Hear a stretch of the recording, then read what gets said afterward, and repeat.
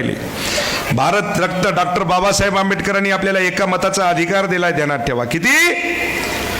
या धर्तीवरती, या रस्त्यावरती जो भीक मागणारा माणूस आहे त्याला सुद्धा एकाच मताचा अधिकार आहे.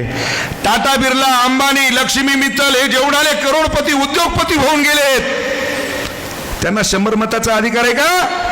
त्याला सुद्धा एकाच मताचा अधिकार दिलाय. ते फक्त बाबासाहेबच करू शकले, ते दुसरं कोणीच करू शकत नव्हतं, ध्यानात ठेवा. आज या ठिकाणी हा संतोष बांगर तुमच्या समोर उभा आहे.